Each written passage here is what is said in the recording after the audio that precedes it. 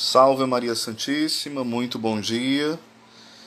Nós sabemos que a Santa Igreja Católica, fundada por Cristo Jesus, que é o Senhor nosso Deus verdadeiro, ela tem este tripé maravilhoso. A tradição escrita, que nós chamamos Bíblia, a tradição oral, que é o ensinamento dos doutores da Igreja, dos santos padres, toda a tradição oral, aquilo que foi passado sem ser de forma escrita e depois também foi compendiada de forma escrita. E temos o Santo Magistério. É como se o magistério fosse essa representação do Cristo, cabeça, e a tradição oral e a tradição escrita, esses dois braços que vão moldando, né, as coisas, que vão sendo orientadas pela cabeça. E o magistério vai interpretando e vai ensinando e mostrando o que de fato é tradição oral e o que de fato, como devemos interpretar a tradição escrita, este grande tesouro das Sagradas Escrituras. Tem um livro chamado Está na Bíblia, os versículos católicos. Olha aqui. Vou mostrar para vocês. Que capa linda, né? Que capa maravilhosa. Diante disso, o que é que nós devemos explicar? Muitas vezes nós ouvimos a pergunta: está na Bíblia? Onde é que está na Bíblia escrito isso? Na verdade, essa pergunta ela é de uma tendência enormemente protestante. Porque quem falou para você que tem que estar na Bíblia? Esse pensamento lá de Lutero, Calvino, os primeiros, entre aspas, eu não diria reformadores, primeiros deformadores. Mas a gente pode dar razão da nossa fé também usando as Sagradas Escrituras. Não somente e tão somente elas, mas também podemos mostrar que tem sentido nas Sagradas Escrituras. Vamos para o batismo de casas inteiras, né? Incluindo as crianças que estão passagem de forma explícitas, aliás, ou melhor dizendo, implícitas, que a Bíblia mostra. Atos 16, versículo 15. Atos 16, versículo 15. E depois que foi batizada, ela e a sua casa nos rogou, dizendo: se haveis julgado que eu seja fiel ao Senhor, entrai em minha casa e ficai ali. E nos constrangeu a isso. E tomando-os ele consigo naquela mesma hora da noite, lavou-lhe os vergões, e logo foi batizado, ele e todos os seus. Que é Atos 16, 33, né? 1 Coríntios 1, 16. E batizei também a família de Estéfanas. Os católicos e outros defensores do batismo na infância, né? Porque algumas denominações protestantes também defendem o batismo de criança. Os católicos e outros defensores do batismo na infância não alegam que esses versículos provem que a Bíblia ensina o batismo infantil. Entretanto, sua leitura direta sugere que as crianças eram provavelmente batizadas também junto com a família de que eram parte. Desse modo, esses versículos impõem uma dificuldade para os protestantes, que se opõem ao batismo na infância e, portanto, precisam ser explicados de forma diferente. Outras partes da Bíblia falam de o batismo de casas, de famílias inteiras. Quando fala casa, é a família, ou lá, né? Nesse sentido aqui. Em Lucas 19, versículo 9. Em Atos 11, versículo 14. Em Atos 16, versículo 31. Muitos protestantes concordam com os católicos quanto à extensão da misericórdia de Deus. Aqueles que não conheceram ou entenderam o Evangelho Caso contrário, todos os bebês abortados, as crianças que morreram na mais tenra idade ou antes da idade da razão, e assim por diante, seriam lançadas ao inferno, uma vez que não puderam conhecer ou entender adequadamente o Evangelho.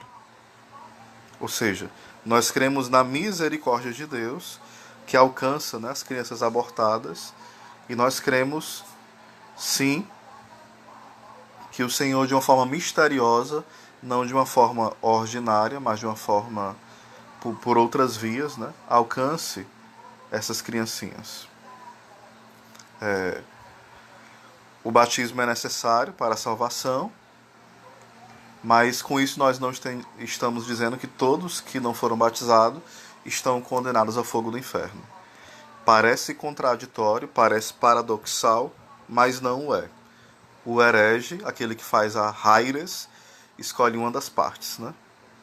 Ou menospreza a necessidade do batismo, ou diz que todos que não foram batizados estão no quinto dos infernos. Então tenhamos cuidado com ambas as questões.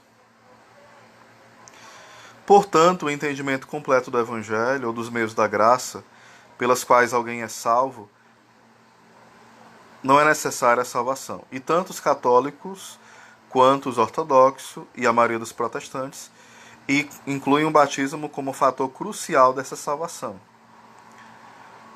Mas ainda São Paulo, em Colossenses 2, 11 ao 13, conecta o batismo à circuncisão. Israel era como se fosse a figura da igreja antes de Cristo, em Atos 7, 38, em Romanos 9, 14.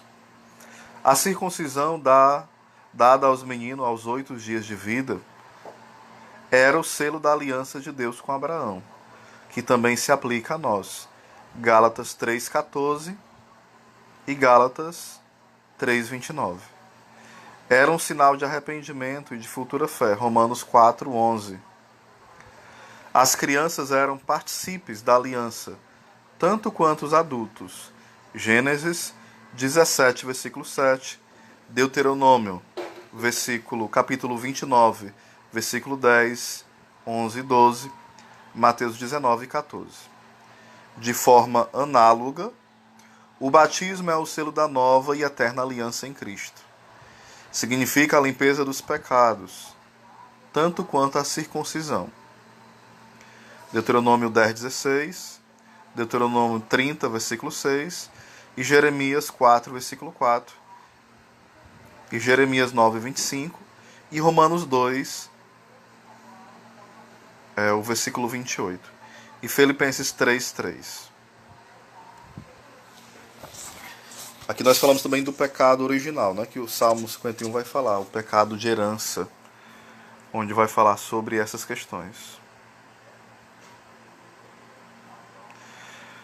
Aqui algumas possibilidades que os textos vão falando, né? O argumento bíblico em favor do batismo na infância é construído sobre a plausibilidade ou a probabilidade antecedente.